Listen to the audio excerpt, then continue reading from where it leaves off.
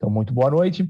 Em nome da Fundação, eu agradeço a presença de vocês, a oportunidade de a gente conversar um pouco sobre esse tema da documentação, dos arquivos, que é uma nossa área de trabalho lá na Fundação. Um dos nossos ramos ali de atividades é a guarda e o tratamento e a difusão dos acervos pessoais de Fernando Henrique Cardoso, Ruth Cardoso, dos ministros Paulo Renato Souza, do ministro Sérgio Mota, dentre outros, né?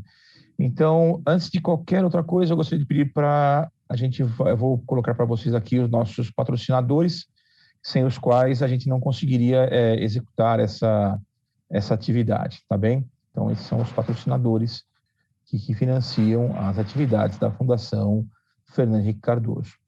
Bem, eu também gostaria só de reforçar com vocês, por gentileza, que assinassem, né, virtualmente aquele nosso formulário Google de presença, para a gente ter o registro documental da aula, para poder, enfim, entregar lá para o Ministério, enfim, para a Secretaria de Cultura, para comprovar que a atividade foi realizada e para que a gente possa também emitir os certificados de presença de vocês, tá bem? Eu vou iniciar, então, aqui a exposição do nosso PowerPoint e vamos conversar em cima deles. Qualquer coisa, por favor, aí vocês interfiram, enfim, a gente vai acertando os ponteiros aqui. Afinal de contas, ainda é tudo muito novidade, né? Esse uso recorrente das aulas virtuais, por mais que tenha se passado já quase 2 anos de pandemia, ainda assim temos problemas, temos as dificuldades que cada um de nós, com tecnologia, com espaço, e temos também, claro, muitas vezes aqueles períodos do dia que muita gente usa a internet, portanto, é mais complicadinho aí, tem um pouco de lentidão, mas vamos lá, vamos tocando a vida assim, e no final tudo dá certo. Bem, essa é uma atividade que nós desenvolvemos na Fundação como parte da nossa contrapartida social. E essa é uma aula chamada Todo Mundo Tem Arquivo, na qual nós buscamos discutir a importância da preservação documental. E não só a preservação documental daqueles acervos pertencentes aos tidos como grandes homens e grandes mulheres da sociedade, mas de todos os acervos. Ou seja, o meu acervo, o acervo de vocês, todos esses acervos são importantes. Eles falam alguma coisa, e eles falam algumas coisas que outros acervos não falam. E esse diálogo ele é muito importante. Então, nós pensamos nessa atividade para falar sobre isso, e é legal falar com vocês sobre isso, porque vocês são de um curso técnico que também desenvolverão aí, já que já não desenvolvem, né, atividades desse tipo de difusão da cultura preservacionista junto a estudantes do ensino médio, do ensino fundamental. Então é muito importante esse debate, especialmente com essas, não somente, mas com essas faixas etárias, para já se criar, né, essa cultura desde pequeno de preservar os seus acervos. Claro que isso também funciona muito bem com o pessoal mais velho, mas isso é um trabalho aí que precisa de mais gente atuando para que a gente consiga ter acesso a informações, ter acesso a dados que sejam importantes para a gente pensar o nosso desenvolvimento, pensar na nossa social, econômico, pensar na nossa sociedade, nosso modo de vida, outros modos de vida. Então, quando nós falamos de arquivo lá na Fundação FHC, nós sempre trabalhamos com aquela ideia que não existe um documento mais importante que o outro, não existe uma dona ou dono de acervo, né, o titular, como nós chamamos, né, mais importante que o outro, todos eles são importantes. E nós partimos do seguinte contexto para discutir essa questão dos documentos e a sua preservação, que é o contexto da pandemia, né, esse contexto que, enfim, bastante duro para nós todos, né?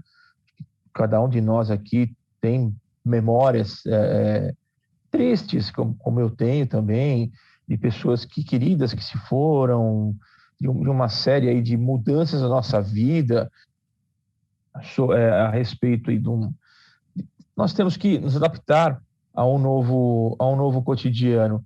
E que, de certa forma, ele é uma antessala para o que virá aí, né? Quando falamos, por exemplo, de teletrabalho, como nós falamos, por exemplo, de educação à distância. Quer dizer, esse contexto de pandemia também, ele acelerou esse processo. Agora falamos aí do contexto de 5G, né? A internet que será mais 100 vezes mais rápida que a que nós temos atualmente. Então, já falamos também de carros inteligentes, casas inteligentes, já falamos aí de um grau de autonomia e dependência da internet muito grande, e que isso vem nesse contexto da pandemia, né? Então, aqui nós temos algumas imagens, né, de cunho artístico, que retratam um pouco desse sentimento da pandemia. E foi por isso que nós pedimos a vocês, e agradecemos, né, que enviassem documentos que falassem de vocês, né? Nós vamos mostrar documentos nossos também, que nós do acervo selecionamos, para a gente poder perceber o nosso olhar sobre esse contexto da pandemia, o que ele fala, né, esses documentos, o que ele traz, onde eles convergem, onde eles divergem, mas, ao mesmo tempo, a necessidade de preservá-los, né? Bem, e aí temos uma grande pergunta, né, que é: como tem sido a sua vida na pandemia? Como tem sido a minha vida na pandemia, minha esposa, meus familiares, no caso de vocês também, de vocês e seus familiares, seus amigos e amigas, e se nós temos documentado esse momento. E a resposta é que sim, né? Nós documentamos esse momento, não necessariamente com aquela pretensão de guardar documentos para a posteridade, mas, enfim, esses documentos acabam, muitas vezes, assim, sendo preservados, né?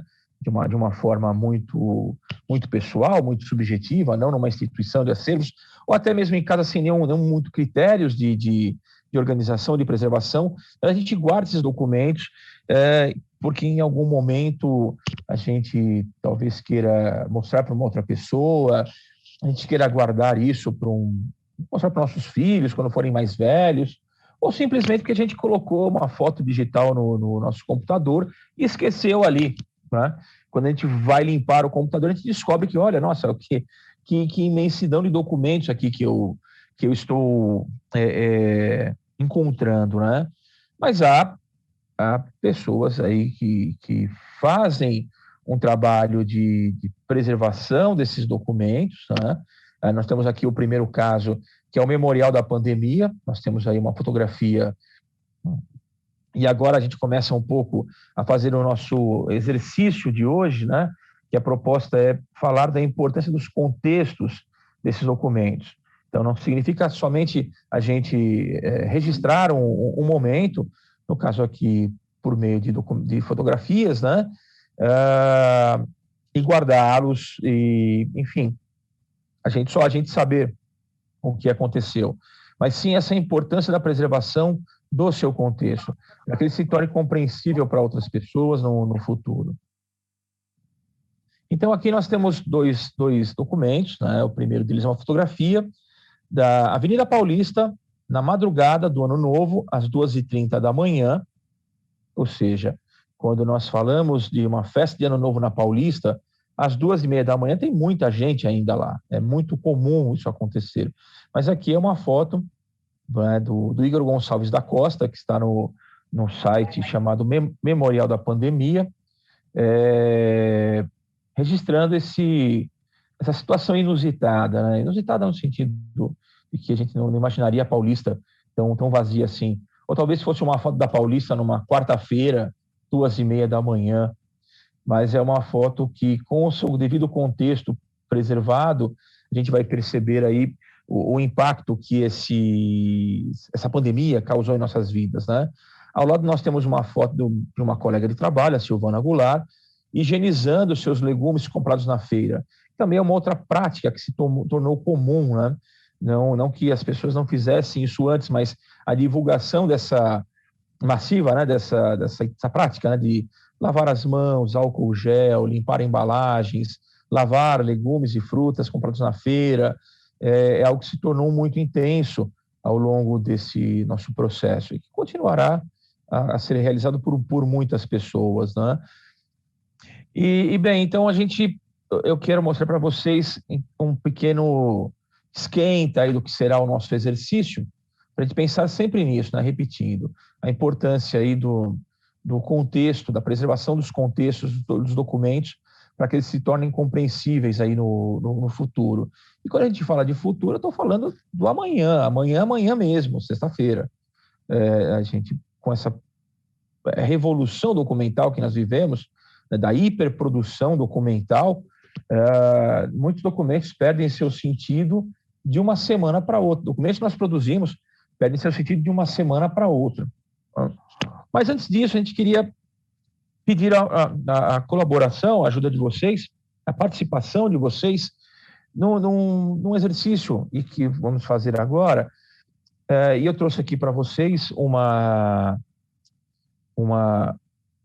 nuvem de palavras que nós fizemos com a outra turma sobre as impressões que as pessoas têm a respeito da pandemia, né? Então, nós temos aqui a mãe de uma amiga faleceu, então o sentimento da morte, do medo, da solidão, mas também outros sentimentos como esperança, o amor, né? Nós temos também a vacina, que não é nem sentimento, mas enfim, retratou muito, materializou a esperança que nós temos em continuar a prosseguir.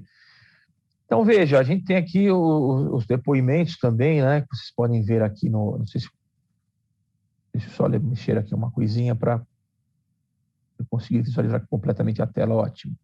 Vocês veem aqui, tem um depoimento, né, dizendo de uma estudante: espero que todo mundo consiga se vacinar, eu tenho um primo que é criancinha e quando ele se vacinar, ficarei mais feliz ainda. Então, essa ideia, né, de que há até uma certa ansiedade em relação à vacina, em relação a que tudo passe, mas há também assim um sentimento de preocupação, um sentimento de bem-querer, uma empatia em relação ao outro, né? Há também uma ideia de você estar sem referencial, né? Olha, esse depoimento também é bem tocante, eu me identifico muito com ele. Fala: minhas memórias da pandemia são repetitivas, pois todos os dias parecem iguais. Tem coisas diferentes, mas nada tão marcante que me faça dilatar a pupila, né? Então, às vezes eu estou aqui em casa, os dias se passam e eu falo: poxa, eu estou um pouco sem esse referencial das coisas que eu fazia antes da pandemia, agora que eu, enfim, não consigo fazer. E assim vai, né? E aí eu gostaria de perguntar a vocês, se vocês quiserem, evidentemente, enfim, compartilhar conosco aí algumas impressões por meio de palavras sobre o que definiria a pandemia para você. E aí você pode falar a palavra e falar um pouquinho sobre ela. Vamos lá, vocês topam? Eu posso começar? Vamos lá. Natália. Para mim foi angústia. Angústia. Né? Não saber o que vinha pela frente, não saber, né, o medo do desconhecido, medo, né? Então eu vivia numa eterna angústia, né? Tanto em relação à saúde em si, mas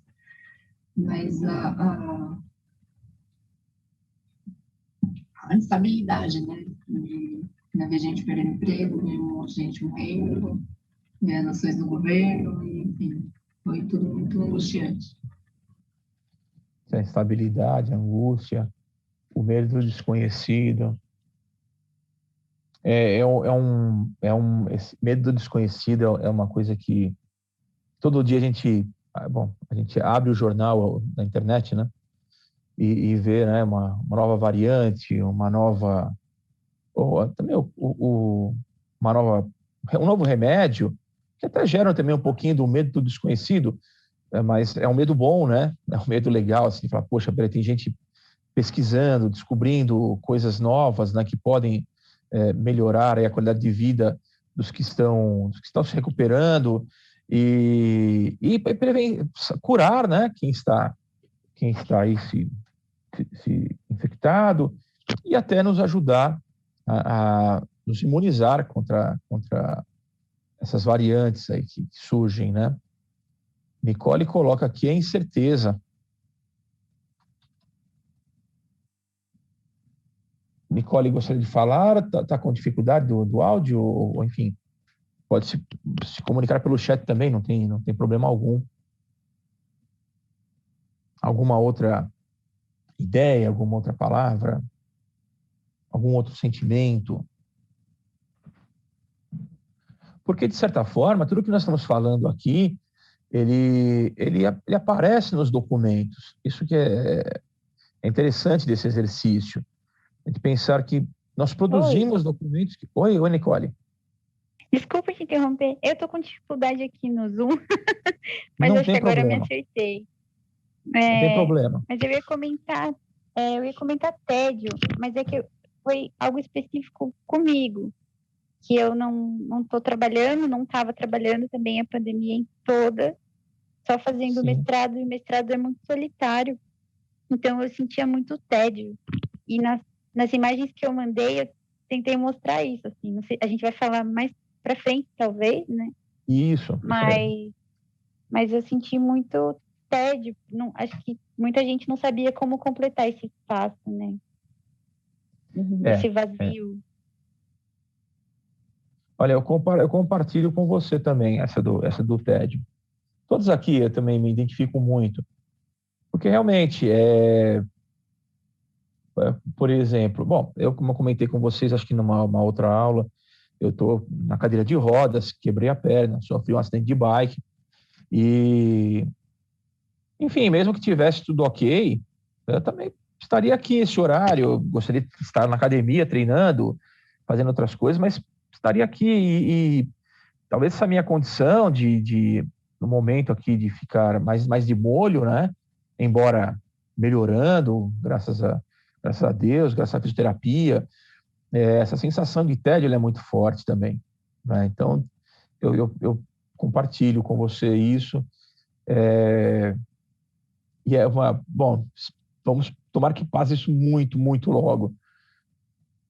Temos aqui Beatriz, levantou a mão. Isso, professor. Eu compartilho da Natália, né, em relação à angústia. Só que eu percebi também questão da sensibilidade. Porque a gente deixa esse o lado humano muito de lado. Então, quando a gente viu a dor do outro, isso tocou profundamente. Eu, principalmente pelo fato de trabalhar em hospital, então eu vivi todos os mix de sentimentos possíveis. Revolta, insegurança, o luto, assim, pelos familiares. Uhum. Então, aflorou muito essa questão da sensibilidade. Que nem o senhor falou, em relação da empatia. Então, eu acho que muita gente passou a ter esse sentimento, porque antigamente só se olhava o eu. E veio a pandemia, eu passei a olhar para o próximo, né? Que você ficava preocupado com a sua família, preocupado com você, preocupado com as pessoas que estavam ao seu redor. Então, para mim, foi mais nesse sentido. E é interessante, né, Beatriz, que essa palavra empatia, como ela ganhou, né, o nosso dia a dia, né? Um relato pessoal, assim, eu lembro, assim, da palavra empatia ser uma coisa quase ridicularizada por pessoas mais não tão empáticas, né? E a pandemia, ela trouxe isso, né? Trouxe essa questão de se colocar no lugar do outro.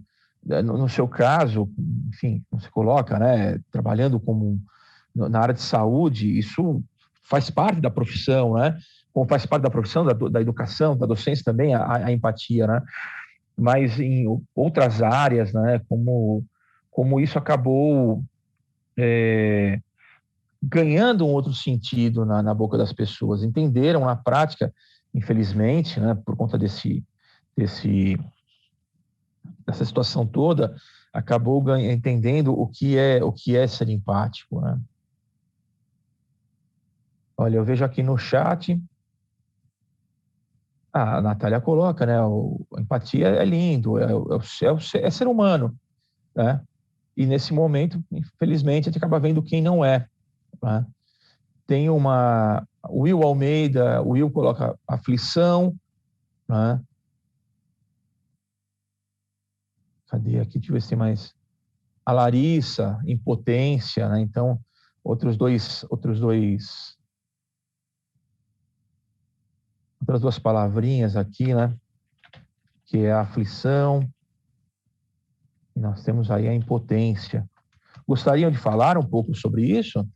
Se sentem à vontade? Estão afim? Aqui nós temos a frase da Nicole no chat, né? A porta... Aqui, eu gosto muito de uma frase.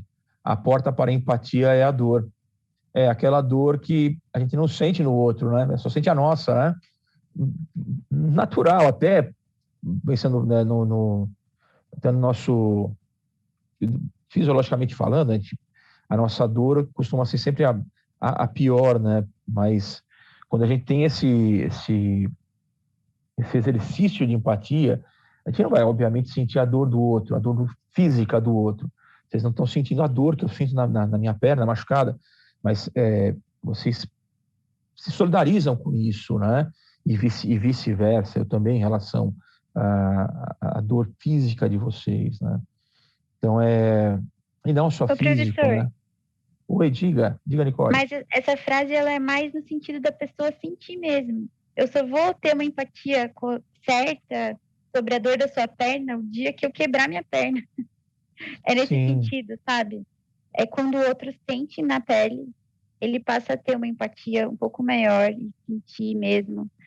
Tem gente que tem uma empatia mais aflorada, enfim. Mas, por exemplo, eu pus ali no chat, no momento em que eu perdi um familiar por Covid, eu senti que aí eu entendi o que as pessoas estavam sentindo, sabe? E nesse sentido, que a porta para você sentir uma empatia de verdade é você sentir aquilo na pele também. Mas não precisaria ser, né? Quer dizer, ela acontece tanto no aspecto físico, né, da perna quebrada, quanto no sentimento também, né? No luto, na perda. Isso acontece muito, eu acho. A nossa sociedade, ela não é uma sociedade acessível em muitos sentidos, porque as pessoas não sentem, né? A sociedade patriarcal, ela não visa melhorias para as mulheres porque ela é patriarcal, né? Ela é feita por homens e para homens. E assim também funciona o capacitismo, entre outros preconceitos, né? A partir do momento em que as coisas forem decididas por pessoas com necessidades específicas, aí a dor entende o que eu quero dizer, assim. Entende. Aliás, essa última fala eu tenho entendido aí nos últimos 2 meses muito bem, porque eu me desloco com cadeira de rodas, né? Agora já exatamente. Quando a dor... falar, né? Nicole, assim, eu tô eu tô muito bravo com a cidade. Eu tô muito bravo com São Paulo. A nossa cidade é muito hostil. Não só São Paulo, né? É que assim, eu tô muito bravo com o meu bairro, porque assim, não tem como sair com cadeira de rodas aqui. As calçadas, só se for uma cadeira de rodas off-road, porque não dá, assim, é impossível. As pessoas fazem calçadas que são inacessíveis. Eu já tinha, por ser professor, trabalhar muito tempo na área de educação, eu já tinha isso bem aflorado, né? Como falar, rali com cadeira de rodas, como a Natália coloca aqui. Mas, olha, nessa circunstância que ela é temporária, você fala, como que alguém consegue viver uma vida assim, né? E aí eu penso no meu trabalho, eu penso na minha casa, no meu trabalho, eu penso que a gente montou, e eu falo assim, nenhum problema, porque é uma crítica, sempre é uma crítica construtiva. A gente monta uma exposição que um cara na cadeira de rodas não vai conseguir ver. Isso atinge vocês também, né? Porque nós somos área de patrimônio, então eu acho que são questões aí que vão aparecendo, que a vida vai trazendo para a gente, né? E mostrando, olha, poxa, fez algo com muito boa vontade, você fez algo com muito interesse, você quis que desse certo, mas às vezes a gente não percebe, não é maldade, não é uma coisa que a gente está ignorando, né? A gente simplesmente não percebeu e precisou acontecer uma situação enfim, uma situação que não fosse legal, né? Para que a gente despertasse isso, né? Mais alguém, pessoal? Mais alguma ideia? Você vê, nós temos aqui uma nuvem de palavras que acaba muitas vezes repetindo em relação às outras turmas, né? E a gente começa a perceber que estamos aí, lógico que não é uma pesquisa científica, enfim, mas esses depoimentos acabam revelando uma ideia geral de que nós, como coletivo, né, estamos vivenciando. Bom, eu vou passar para os próximos slides. É claro que, poxa, quero falar uma coisa que tem a ver com o slide anterior, ou com, enfim, com o que foi dito lá no começo. Não tem problema nenhum. É só levantar a mão, pedir a palavra, não há problemas. Deixe-me ver aqui, vamos lá. Então, veja, nós também selecionamos aqui algumas imagens. Essas imagens que não são nossa autoria, foram imagens que nós coletamos na internet, que vão mostrar um pouco aí dos registros feitos por algumas pessoas e que demonstram esses sentimentos, né? Que aparecem aí o que nós estamos falando, como, por exemplo, essa imagem aqui do meio, que eu estou circulando aqui com o mouse, né? Um pouco da solidariedade, pode ser interpretado dessa maneira, né? Nós temos aqui no canto superior esquerdo também algo a ver com solidariedade, com empatia, com preocupação. Nós temos também no canto superior direito, tá? Nós temos a máscara como um item, né,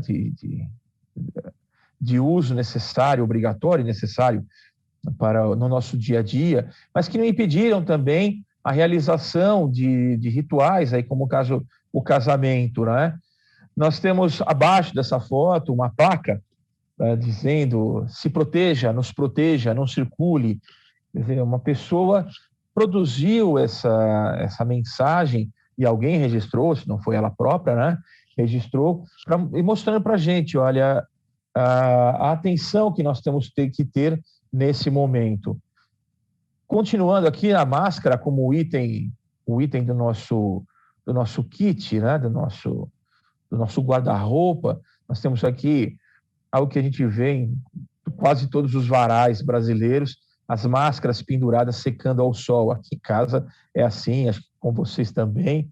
E outras situações aqui inusitadas, né? A adaptação, um frasquinho de álcool gel para que as pessoas, ao adentrarem a um local, a um recinto, elas se higienizem, né? Deixa eu ver uma coisinha aqui. Muito bem. Só que nós temos um detalhe aqui. Tudo que... Oi? Alguém? Desculpa. Alguém falou? Não, acho que é uma pia uma pia de água benta, não é? Não a ideia é uma pia de água benta, aquela que você se benze, né, quando entra na igreja, né? Foi substituída pelo álcool em gel. Quer dizer, não é a nova água benta, mas tem um simbolismo muito forte aí de salvar vidas, né? No caso, a água benta salva as almas. Nesse caso, nós temos aí a salvação dos corpos, né? Mas, olha, Natália, é muito interessante essa colocação pelo seguinte: nós estamos aqui meio que interpretando os documentos, né? Nós não temos certeza desses contextos. E é esse ponto que é importante quando a gente fala do documento do trabalho em arquivos, não só nos arquivos, em museus, em bibliotecas, em instituições que têm documentos sob a sua guarda, não só no que diz respeito à sua organização para a disponibilização por meio de um banco de dados para o grande público, mas quando nós falamos também da produção de exposições, de peças de difusão cultural, material didático, dentre outros, né?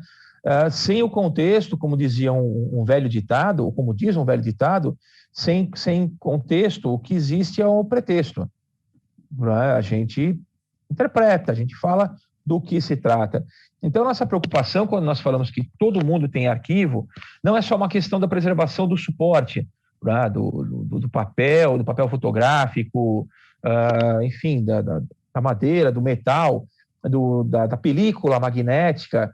Nós estamos falando também da preservação desses contextos, da preservação dessas informações, que muitas vezes, aqui no nosso contexto, não aparece com tanta ênfase isso, mas em outras situações, em outras circunstâncias, em outras instituições, elas são estratégicas, né? São informações que são fundamentais para uma empresa desenvolver um produto, uma vacina, por exemplo, né? E lá no Butantan há um centro de documentação, um centro de memória da instituição, que é importante, que, de certa forma, ele participa também do processo de reflexão e pesquisa de novos medicamentos. Então, a gente sempre pensa na ideia desses documentos, que, como nós vamos ver aqui no nosso próximo slide, pensando neles como registros de vida, como provas de um tempo, também documentos que acabam, e sua função é essa, né? Ele é registrar, ao registrar algo, ele está provando alguma coisa, não? E, novamente, eu insisto que sem esse contexto, esse documento ele não prova nada. Esse documento ele não tem, acaba se perdendo, né, na sua coisa em algo que lhe é muito caro, que é a sua função. É para que ele serve? Ele prova o quê? Se eu não sei por que ele foi produzido, qual é a sua finalidade, quando ele foi produzido, quem produziu, enfim, a gente acaba caindo num modelo, muitas vezes, de uma exposição de documentos em que as pessoas elas podem fazer uma interpretação freestyle. Eu acho que esse documento significa isso. E aí nós caímos também numa outra questão importantíssima desse momento que nós estamos vivendo, que é o achismo, que é essa interpretação sem suporte, né, de documentos. É a gente falar o que a gente acha. Enfim, às vezes a gente ouve rádio, né? E você vê os comentaristas falando umas coisas que são bizarras, assim. Fala, meu, de onde você tirou isso? Que documento que comprova isso? Que documento onde está esse documento? Para primeiro, né? De saber, ter acesso a ele. Depois, como você tem certeza que ele prova isso? Então, é um momento que nós estamos vivendo que não tem a ver com a pandemia, se intensificou com a pandemia, mas é anterior a ela. Enfim, a gente já falava, por exemplo, de fake news antes de pandemia, né? Então, a ideia é sempre a preservação dos documentos, pensando naquilo que ele foi criado, né? Para aquilo que ele serve como provas de um tempo. E aí nós pedimos para que vocês enviassem documentos, né, sobre a passagem de vocês, esse momento de vocês da pandemia, e nós temos aqui alguns documentos que nós selecionamos, a gente começar a fazer esse exercício também, né, sobre como foi, ou como é viver a pandemia. E hoje nós temos aqui no nosso backstage, e eu queria que desse uma palavrinha aqui à Laura. A Laura mandou alguns documentos falando da mudança de rotina na vida dela, em plena pandemia, né? Que foi ser mãe na pandemia. Então, nós temos aqui três situações, né? 3 momentos aí vivenciados pela Laura, e eu gostaria de passar a bola para vocês, para que vocês tentassem aí pensarem o contexto em que essas fotos foram feitas, em que momento, em que circunstância elas foram feitas. E pediria para a Laura, por gentileza, se tiver tudo ok, ela poder contar para a gente um pouco, porque acho que vamos aproveitar a oportunidade, porque ninguém melhor da pessoa, né, que retratada, que participou do processo de registro, contar para a gente. Mas antes eu passo a bola para vocês. Vamos pensar aqui, a primeira imagem aqui está a Laura. Onde ela estaria... O que ela estaria fazendo nesse momento? Ela estaria indo para algum lugar? Ela só parou para tirar uma foto? Alguma sugestão? Alguma opinião? Acho que ir numa consulta. Laura indo para consulta. Muito bom ou muito ruim, não sei. Vamos ver o que a Laura diz. Mas a Laura, eu também vou nessa. A Laura indo para uma consulta. Já aproveita, Natália, vamos lá. A segunda imagem, o que te parece? Os detalhes, as informações. Eu acho que deve ser do dia que nasceu, né? E, não sei, eu vejo que ela tá com um olhar meio triste, talvez, né? Não tenha ido, não tenha podido ir gente visitar no hospital, né? Que era para ser um momento tão feliz, às vezes fica solitário, né? Uma prima minha também deu à luz, engravidou e deu à luz também durante a pandemia, e eu fui conhecer o neném, estava com 9 meses. Foi bem triste, assim. A gente perdeu muita coisa, né? Ainda está perdendo muita coisa. E essa terceira imagem, vocês têm uma opinião? Que momento que essas fotos registram? Essa foto registra? Tá levando para vacinar. Levando para vacinar. Pessoal, mais alguém? Alguma ideia, alguma sugestão, alguma opinião? Ah, Laura aí. Ai, gente, a Natália arrasou. Só a última, mas eu vou contar um pouco. Eu ia contar grávida até no trabalho, inclusive para o meu colega Alexandre, um dia depois que a gente foi para casa no comecinho da pandemia. Eu já estava grávida de 3 meses, eu estava esperando o resultado de um exame e eu tive que contar correndo para minha chefe e fui para casa. Enfim, e o começo foi muito difícil, né? Acho que para todo mundo. Então, ninguém sabia muito o que ia acontecer, mas ao mesmo tempo a gente achava que tudo ia passar mais rápido do que passou, ou nem passou, né? Então, essa minha primeira foto sou eu indo para consulta. Eu fiz as primeiras consultas no começo da pandemia online, e o que dava, fiz só os exames obrigatórios, porque realmente no começo ninguém sabia o que ia acontecer. E depois eu comecei a ir aos poucos para uma ou outra consulta, e era isso. Então, eu já estava com uma barriga aí de, acho que 6, 7 meses, e indo para consulta. E aí, a segunda foto sou eu na maternidade, e eu nem estava, acho que, tão triste nessa hora, porque eu estava cansada, mas foi o presente da minha família, porque ninguém pôde visitar a gente. Então, foi um registro aí. Eu acho que quem teve bebê um pouco depois, mas a Olivia nasceu em setembro. Mas quem teve bebê agora esse ano já recebeu visita, as coisas já foram um pouco mais normais. A gente não pôde receber. Mas, como todos nós, né, estamos aqui firmes e fortes. Essa daqui é a Olivia. Essa foto já deve ter 1, 2 meses, mas sou eu levando ela para a escola.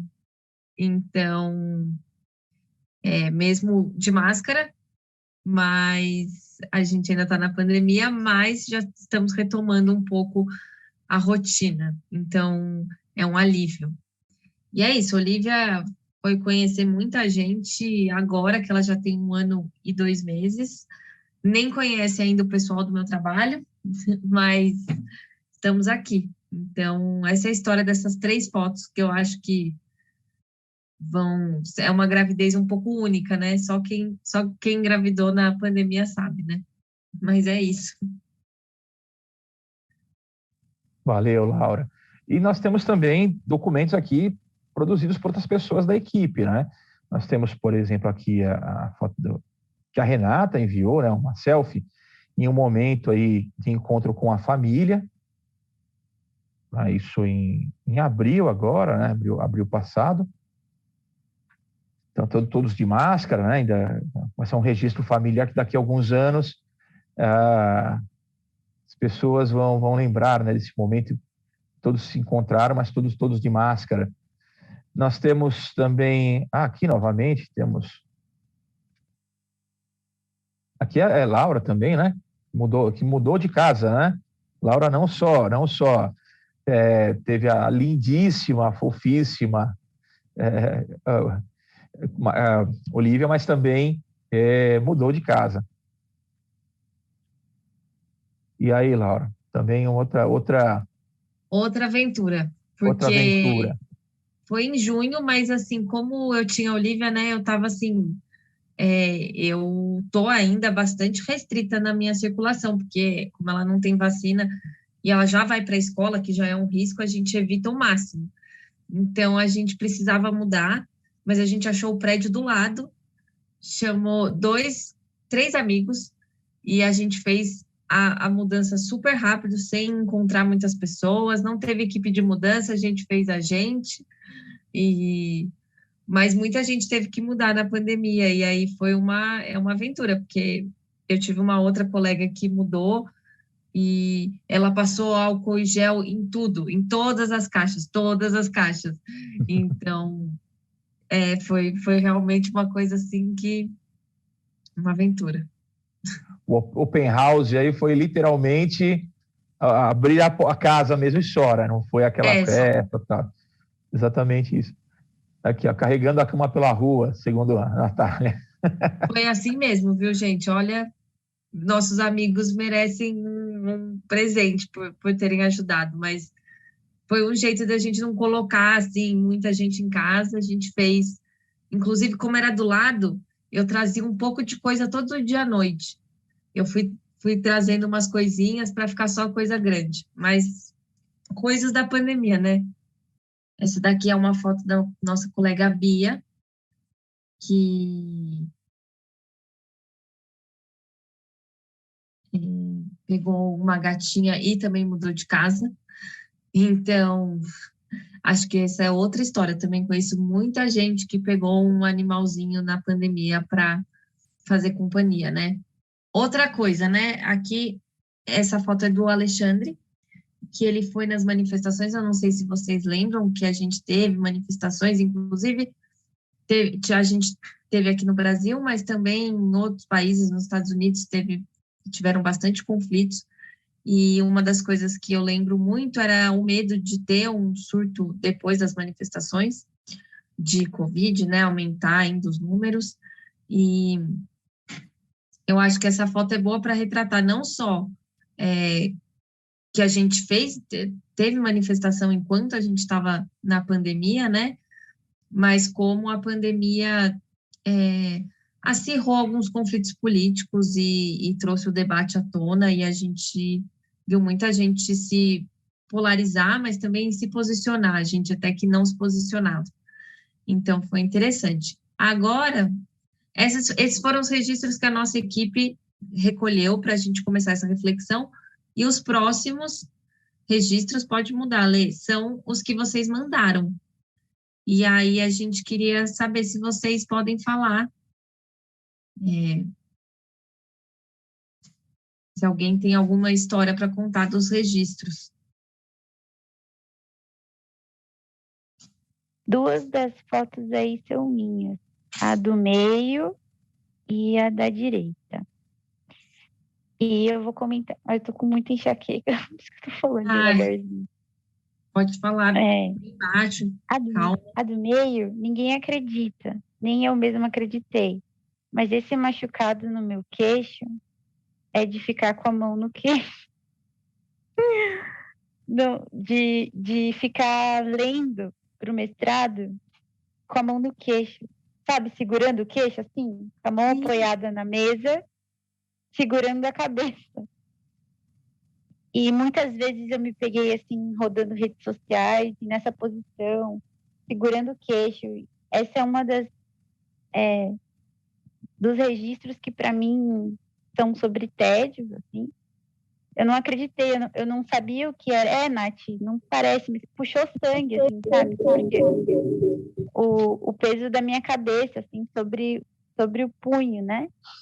Então, imagina muitas horas isso por dia, lendo para o mestrado, sem sair de casa, enfim, vendo rede social, e fez esse machucado. Nossa, E eu acharia que você caiu na rua. Eu ia chutar isso. Tô chocada. que loucura, né? Eu também. Tipo, não doía, não sentia dor. Era o puxou-sangue ali de ficar muito tempo com o pulso no queixo.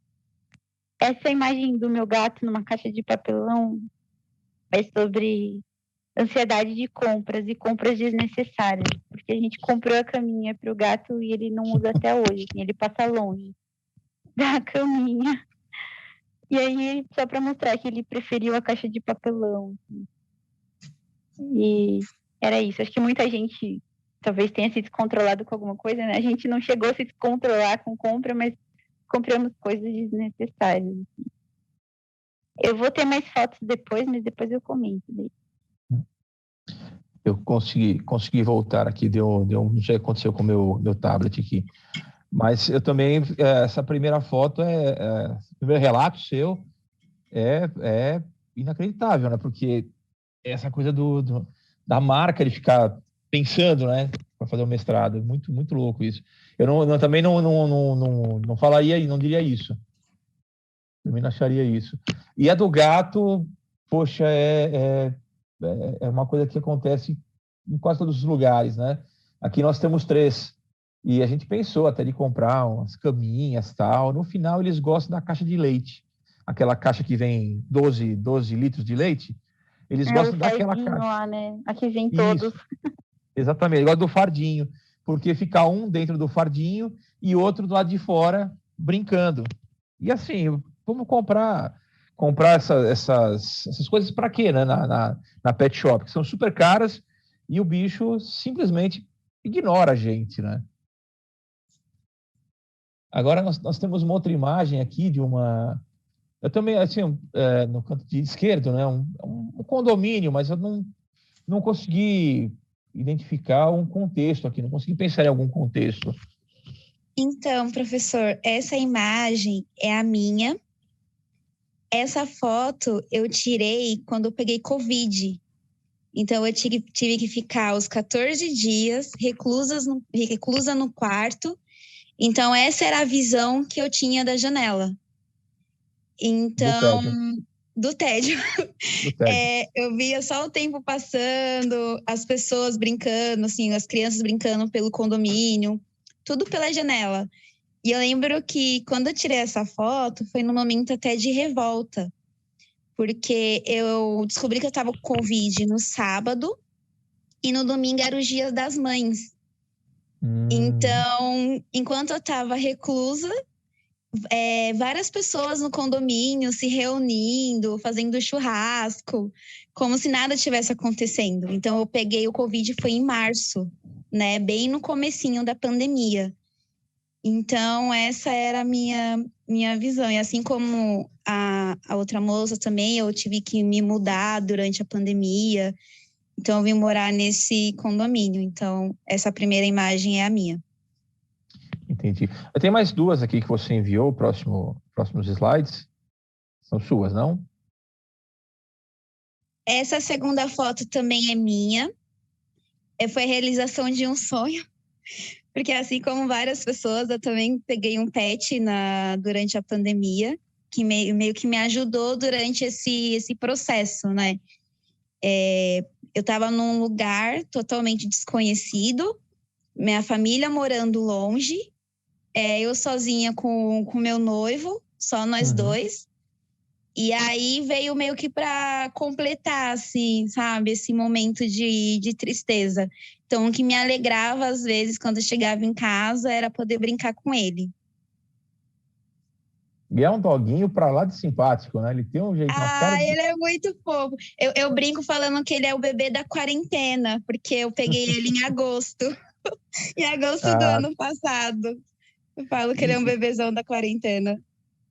E aí tem uma outra foto que você enviou, eu não consegui abrir, que é ele de Papai Noel, né? Na árvore de Natal. Isso, que é o primeiro Natal dele com a gente. E aí tem a imagem também, aqui a de baixo. Eu achei interessante pegar essas duas imagens, que são 2 momentos felizes, assim, da minha vida, né? Essas aqui. Essas aqui? Isso. Tá. Depois a gente volta para outra. Tá. Essa do Camaçando Amor, foi quando eu tirei meu aparelho. Depois de muito tempo usando aparelho, eu finalmente tirei e pude comer uma maçã do amor sem medo de quebrar. Uhum. E a outra foi meio que um pouco do reconhecimento que a gente teve no hospital, né? Porque, como eu falei, eu trabalho em hospital, então a gente estava vivendo um momento bem complicado.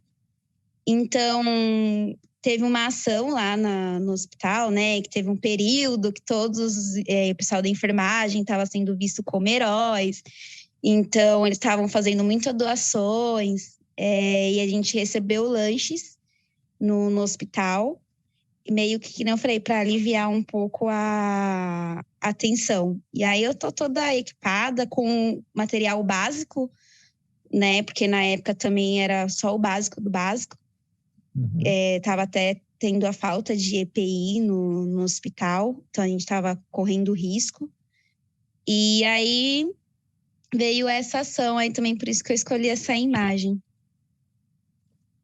Só me permita fazer um comentário na sua fala, porque não meio que visto como heróis, não. Heroínas e heróis, sim, porque um enfrentamento, o tempo que eu passei no hospital também, vendo a atenção nesse contexto, né, de Covid. Então, acho que você falou que é meio que visto, não, vocês são heróis, heroínas e heróis, sim, porque não imagino que não é fácil. E uma das pessoas que eu perdi é minha madrasta, ela é enfermeira padrão, e ela faleceu dias antes de tomar a vacina, e estava lá nos plantões direto, virando plantão, lá em Pouso Alegre, em Minas Gerais, virando plantão para atender os casos, né? Sim. Então, só um comentário que a gente que trabalha fala assim, porque infelizmente o reconhecimento ele só veio durante a pandemia, porque o pessoal da área da saúde é de uma classe muito desfavorecida, não tem um certo reconhecimento, a gente recebe muitos xingos, né, agressões. Então, por isso que eu falei meio que nesse sentido, né, que durante a pandemia, que aí veio o reconhecimento, aí sim a classe passou a ser vista como herói, que até então, né, desculpe o termo, é um pessoal que não faz nada, né, que não ajuda em nada. Então, é mais nesse sentido. Não, entendi, perfeito. E olha, é um registro que a gente eu nunca iria imaginar o contexto dessa foto, né? Especialmente dessa foto do reconhecimento, né? Eu imaginaria assim, ele está sei lá, no cabeleireiro com uma touca, e essa é uma roupa uma capa que se usa no cabeleireiro. Assim, eu não tô brincando, na verdade, tô falando que o que me passou pela cabeça no momento.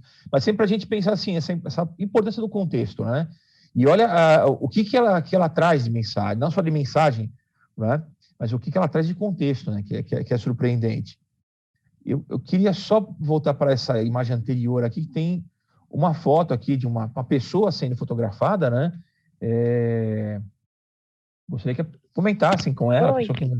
Oi. É minha também, essa. A Nicole. É Nicole. Nicole que enviou. Então, isso foi... Eu tive uma tendinite muito forte durante a pandemia, ela durou 8 meses. Eu perdi parte dos movimentos da mão direita na época, não conseguia mexer e tal, e eu estava caminhando para ir para uma consulta com um ortopedista. E fazia muito tempo que eu não saí de casa, e isso foi no pico da pandemia, estava morrendo muita gente por dia.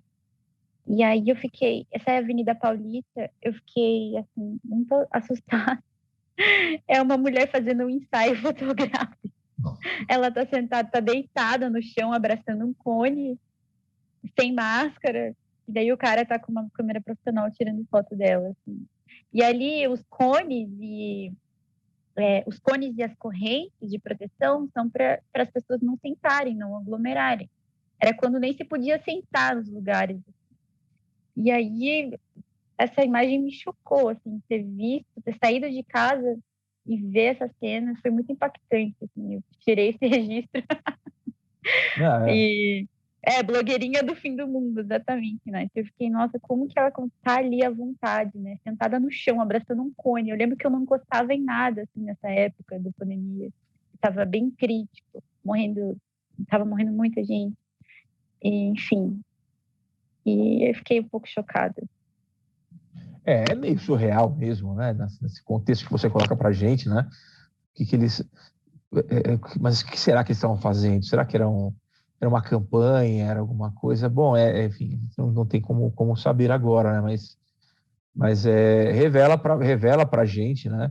A sua percepção da pandemia, né? Que tem pessoas não usando máscara e tirando foto no lugar proibido. Chega a ser surreal, né?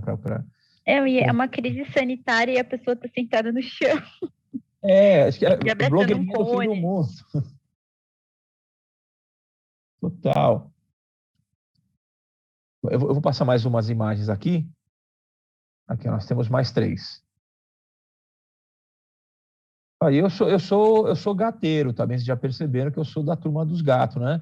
Então o gato está empatado com o cachorro agora. Não, tá ganhando, né? Temos 3 gatos e 2 cachorros. 3 fotos de gato e 2 de cachorro. Vamos lá, gente. Quem se habilita?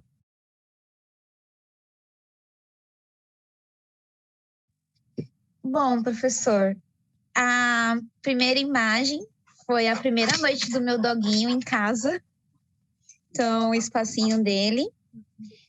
A imagem do meio foi quando os cultos foram liberados, né? Então, aí eu peguei e fui à Basílica, né, de Nossa Senhora, onde o acesso ainda estava bem restrito, né? Super restrito mesmo. Lugares limitados, a gente tinha que estar com máscara, toda essa proteção. Então, o meu é basicamente isso. E amei a foto, acho que é a Nicole com o gatinho. Com o gatinho. Olha aí que bonitinho também. Eu tenho 2 pretinhos também. Faz que fumaça. Esse gatinho preto da minha tia, a gente mora com a minha tia. E eu mandei muitas fotos, eu mandei 5 fotos. Mas essa foto aí foi uma foto que o meu companheiro fez de mim. Eu passei muito tempo assim, nessa posição, quando não estava cansada de tanto ler, eu não conseguia mais escrever. Eu ficava assim, deitada. Então é um retrato de tédio também. E não dava para sair, enfim, então ficava assim, deitada. E me fez muito mal ficar muito tempo deitada, em vários sentidos. Sim, eu passei um pouco isso também na época do mestrado. Mas bom, também é um ritual de passagem, né? Depois você vai ver que com o doutoramento fica mais tranquilo, algumas coisas, outras são mais desafiadoras, mas eu me identifico muito também com essa situação assim, de um dado momento você lê, que nem louco, escreve, e depois você fala, não tá legal, e aí, enfim, no caso eu ia comprar, eu ia comprar doce. Parque para ir, sabe?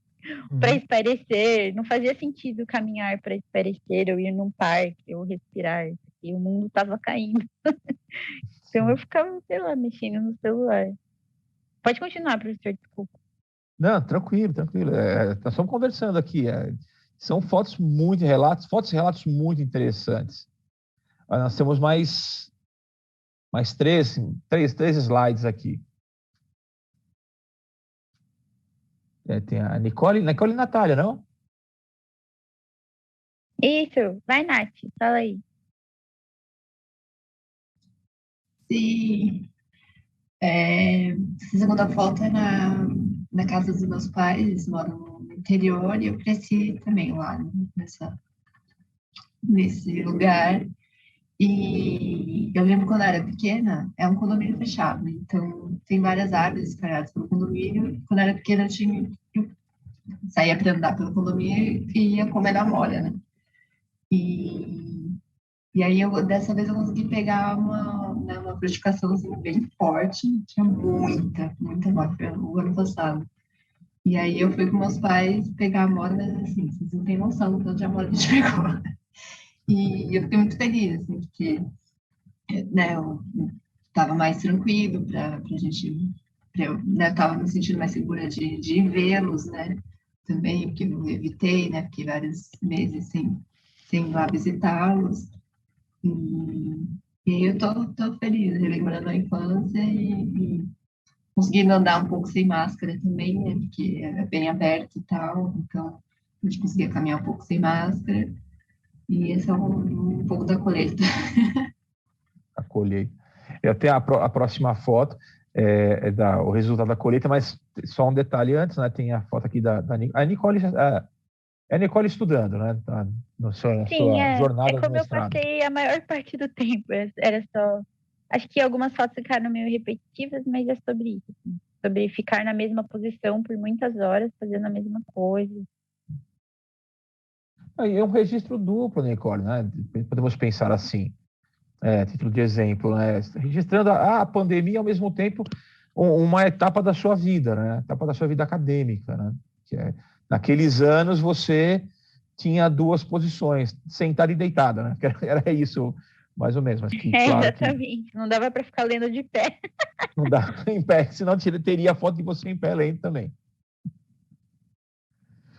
Mas enfim, esses são os registros aí de como foram os anos 2020 e 2021.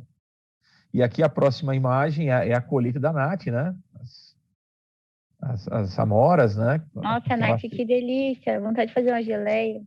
Então, foi a primeira vez que eu fiz geleia. Tentei fazer. Ficou bom. Faltou um pouco de açúcar, mas ficou bom. E isso aí não é nada perto do que a gente recolheu. Eu lembro que foi em setembro, né? E aí, um pouco do que eu recolhi, eu levei para uma tia minha também, que estava na fase melhor e tal. Então, assim, foi a festa da colheita. Mas a Nath não só desenvolveu habilidades culinárias, como habilidades também artísticas, né? Tem aqui um retrato que ela enviou para a gente de um bordado, né, Nath? Sim, isso é tipo um caminho de mesa, né? A história dessa história é engraçada, porque minha mãe tinha começado. Eu acho que em 2011, talvez, 2012, faz bastante tempo. Eu escrevi mais de 5 anos, mas acho que mais ainda, né? Tem quase uns 10 anos, que ela tinha só feito essa bordinha, né, ao redor. E essa toalha foi, assim, eu fiz porque eu já estava no TED, já tinha arrumado a casa inteira, limpado a geladeira, passado pano em tudo, estragado tudo, e eu precisava de alguma coisa. Aí eu comecei a fazer, essa foto não está terminada, mas eu consegui terminar essa toalha e tal, e entreguei para minha mãe, pessoal. 10 anos depois está aqui a toalha. Que legal, que legal. E não foi só isso, né? Eu não consegui colocar a outra imagem aqui, mas você também cortou o cabelo, foi isso, né? Então, eu mandei um print do meu Instagram. Acho que, né, a gente passou muitas horas no Instagram, né? Vendo, às vezes até intoxicado, né? Porque tinha muita notícia ruim no começo, e aí depois vinha gente viajando, fazendo festa, e até um pouco revoltante, né? Mas uma das coisas que eu comecei a fazer nessa pandemia, eu gosto muito de escrever. E depois que eu comecei a fazer o técnico em museologia, a gente teve uma aula e que me estimulou a compartilhar o que eu escrevia. Então, eu compartilho nos stories do Instagram, né? Algumas coisas. Uhum. E também cortei o cabelo, e fiz um videozinho que eu vi que, nossa, aqui dá muito trabalho fazer videozinho. Dessa TikTok das coisas. Não dá muito trabalho. E eu mudei o cabelo e fiz tudo sozinha também, morrendo de medo, né? Aliás, eu não corto o cabelo desde o começo da pandemia. Então, eu tô, por exemplo, Rapunzel. E também as fotos, né, no feed lá que eu mandei também da vacina, né? Vacinei, tirei foto, compartilhei e fiz questão também. E O pacote também, completo para valer a vacina. aqui a Nicole mandou um chat. Melhoras, Nicole. Tá passando bem, melhoras. Muito obrigado pela participação, foi bem legal. E melhoras, amanhã é outro dia. Um bom descanso. Bem, gente, aqui, continuando aqui, então, a gente vai para a nossa parte final do bate-papo, pensando justamente nisso, né? Nós temos aí os documentos, e o documento, nessa perspectiva da nossa, eu chamo de aula, é nosso bate-papo, nossa conversa aqui, essa troca de ideias, né? É pensar sempre em tudo aquilo que é capaz de esclarecer, instruir ou provar algo. É aquela ideia do conceituar também como um suporte de informação, e aí nessa categoria nós temos diversos exemplos, como jornais, revistas, as fotografias, medalhas, tudo que veicula informação, tudo que traz para a gente caráter de prova, que veicula um contexto para uma informação, e necessariamente é preciso preservar esses contextos para que a gente não tenha justamente essa experiência que a gente vivenciou aqui hoje, de ver algumas fotos, antes de que vocês falassem, né, de vocês e das nossas, né? Ver algumas fotos que talvez sugerissem algo, algum contexto. Então, essas fotos, elas podem ser muito bonitas, muito bem feitas, esteticamente agradáveis, mas elas se perdem, né? Elas não em um arquivo, e eu tive algumas experiências trabalhando em arquivos de fotografias em que as fotos estavam lá sem nenhum contexto, e conto um exemplo muito rápido para vocês. Era um conjunto de fotografias de pessoas que estavam maltrapilhas, numa situação assim bem degradante, onde não havia água, os quartos sujos, enfim, uma situação bastante desumana. E essas pessoas, alguns tinham assim feições de que eram down. E nós ficamos com aquilo na cabeça durante muito tempo, assim, alguns meses, mas o que são essas fotos? E tinha lá recolhimento de perdizes, essa informação atrás da foto.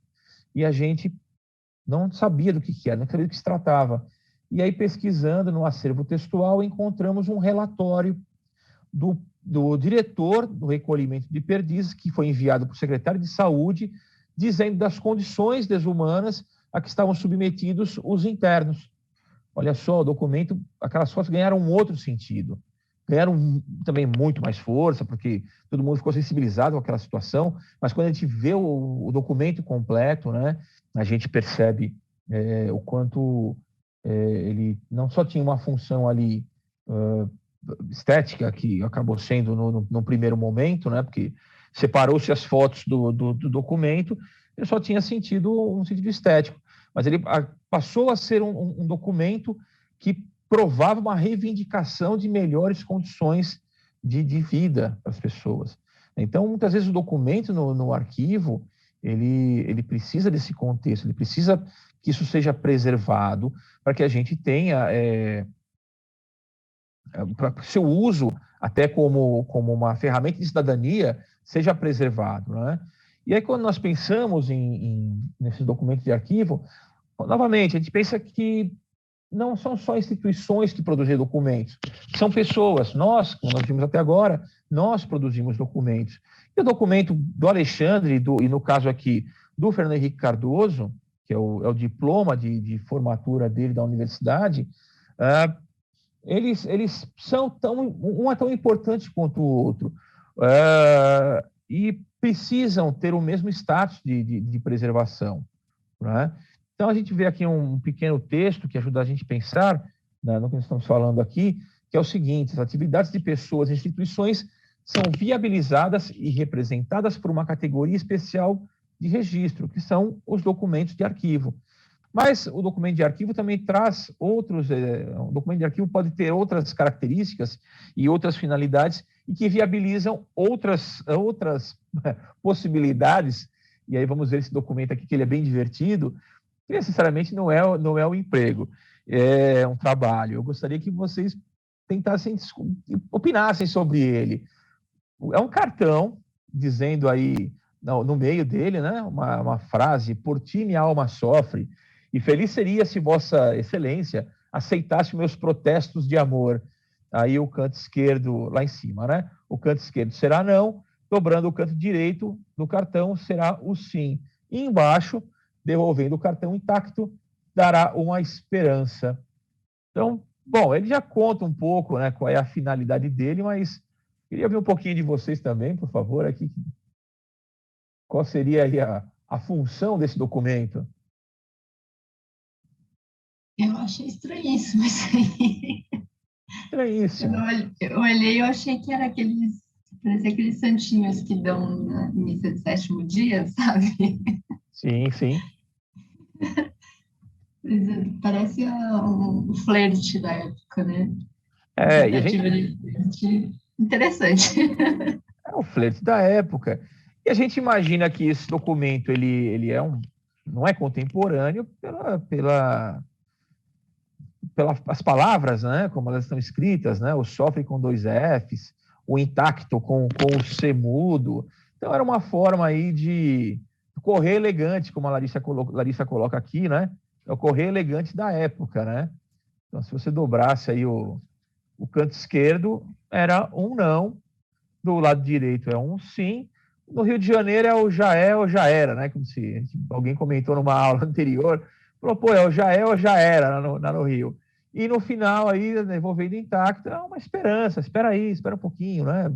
Quem sabe, um dia, talvez. Interessantíssimo esse documento, por revelar também aí uma prática, né, cultural que até hoje em dia tem suas variações. Eu perguntei numa outra aula como que seria hoje, né? Alguém do grupo lá não titubeou, falou, não, hoje é o WhatsApp, se mandar um coraçãozinho, já era, se mandar uma cartinha, não é mais. Ezequiel mandou um chat aqui. Já estou terminando, Ezequiel. Vamos para o finalzinho aqui. E se fosse picotado em nenhuma outra vida. Bom, vamos para a reta final aqui. Então, são mais 3 slides.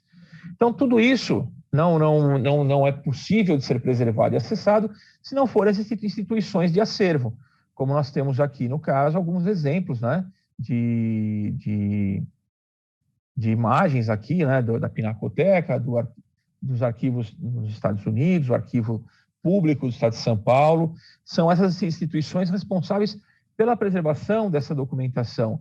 E nelas, nós temos aqui alguns exemplos do nosso acervo, né? É necessário toda aí uma estrutura para que a gente consiga preservar esses documentos. Nós temos aí exemplo de armários deslizantes, nós temos as estantes onde se guardam os objetos, e nós temos aqui as prateleiras também, onde são guardados os livros. E, mais do que tudo isso, o que tem de mais importante numa instituição são as pessoas que trabalham nelas, né? Que têm aí formação, que têm a sua paixão pelo trabalho com os documentos, que vão definir procedimentos necessários aí para que essa documentação seja devidamente preservada e disponibilizada para o grande público. Bem, esses documentos, eles geralmente ficam em instituições quando, enfim, são documentos de alguma pessoa pública, de alguma instituição. Se nós guardarmos os documentos no Facebook e acharmos que ali é o nosso acervo, ali é nosso depósito de guarda, quando acabar o Facebook, nós perdemos esses documentos, tá bem? Então, há muitas instituições, especialmente, né, europeias, por exemplo, que costumam guardar as cartas, as correspondências das pessoas comuns. Há outros produtos desenvolvidos com correspondências também, há alguns documentários que são feitos com base nas correspondências das pessoas. Há um chamado Cartas do Vietnã, que ele é muito interessante, que são pessoas famosas, né, atrizes e atores, lendo cartas dos soldados que foram para a Guerra do Vietnã e que são intercaladas com imagens do que estava acontecendo naquele momento.